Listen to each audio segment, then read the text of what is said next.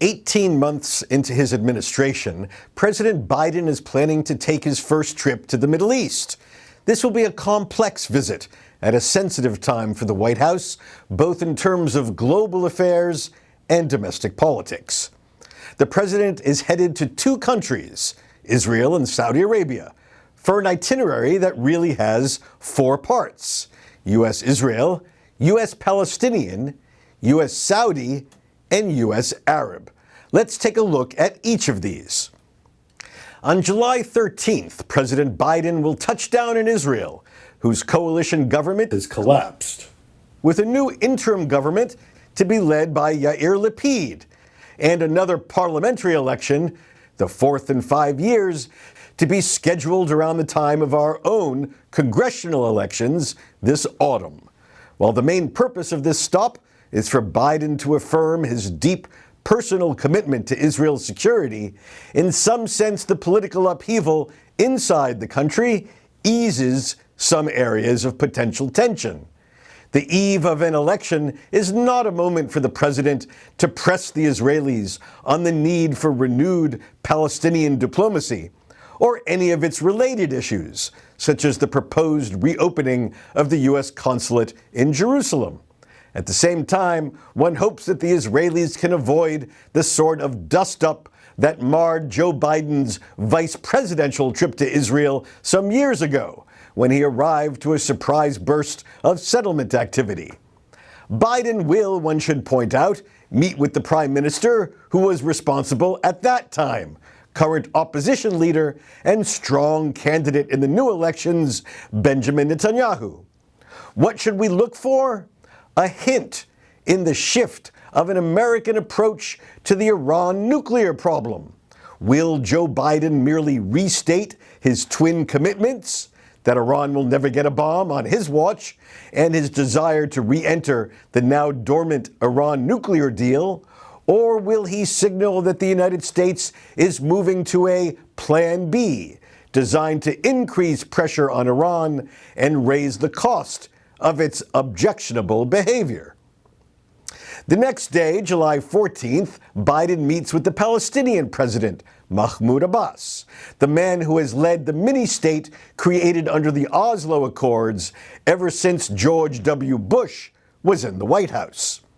Abbas has serious domestic problems of his own, with his prestige and authority eroding, while the Islamic terrorist organization Hamas and other radical groups begin to gain support even inside the West Bank.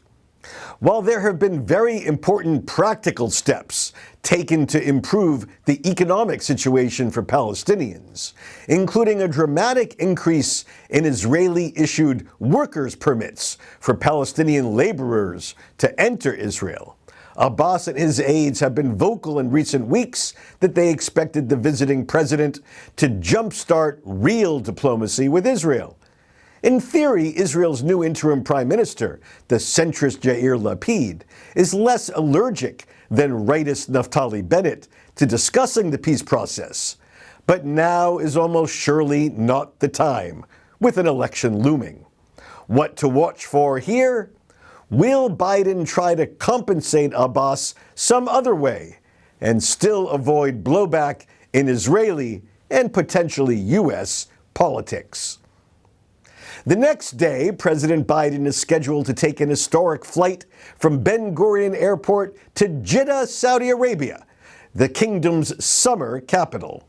That flight from the world's only Jewish state to the country that serves as custodian of Islam's two holiest sites underscores the holy grail of regional peacemaking that leaders are pursuing: public breakthrough towards Saudi-Israeli normalization. The fact that this is something even on the agenda is itself remarkable, and if no announced breakthrough happens on this trip, so be it. Talk of this itself highlights the dramatic change that has occurred in the region since the signing of the Abraham Accords between the United Arab Emirates, Bahrain, and Israel on the White House lawn less than 2 years ago. The president's meetings in Jeddah are the most sensitive of the trip.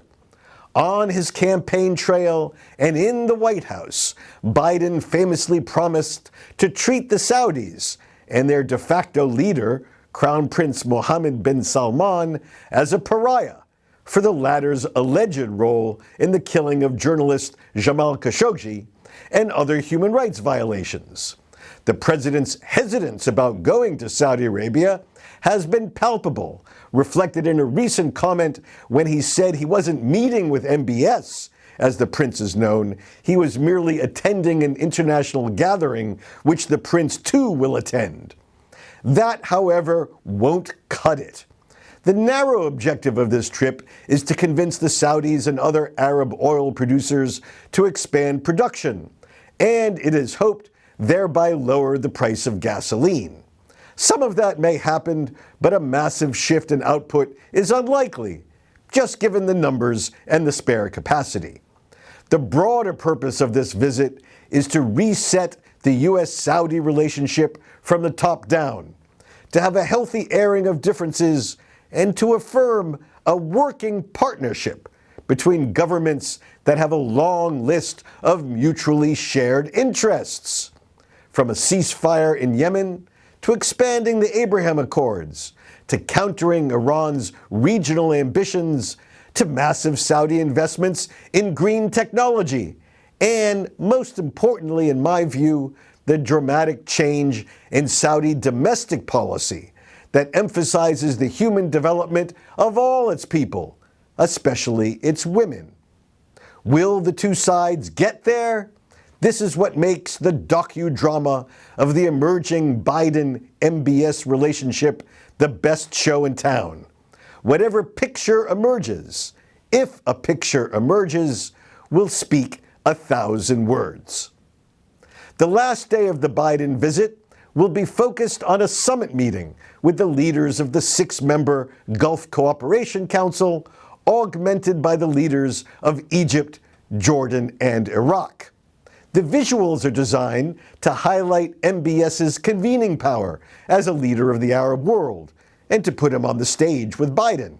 It is also a contrast to the broader gathering the Saudis arranged for Donald Trump, when they pulled together leaders from all the Muslim countries of the world, from the Organization of Islamic Cooperation. This narrower meeting for Biden is meant to suggest some practical work will get done, in contrast to the merely symbolic get-together that was designed to feed the previous president's ego. And there is a lot of work that is indeed to be done, with all eyes on whether the president will use the event to build a common front against Iran's multi-pronged effort to extend influence throughout the region. Key to watch: will this be a forum to coordinate practical efforts like regional anti-drone and anti-missile defense? Will this be a forum to affirm America's long-term commitment to the defense and security of the Gulf? And will this be a forum for Biden to twist some Arab arms on enforcing sanctions on Russia? The trip will be just 4 days, but as you can see, it is packed with critical issues and potential traps and pitfalls. President Biden has more foreign policy experience than any president since George Herbert Walker Bush, but the sensitivities and domestic political implications will test him. When all is said and done, when the president flies back home, Middle Easterners will decide for themselves the answer to one all-important question.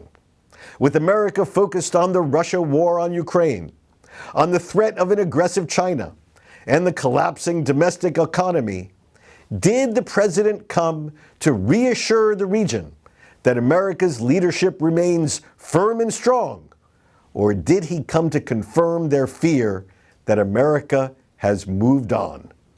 Please follow the work of the Washington Institute as we answer that question too.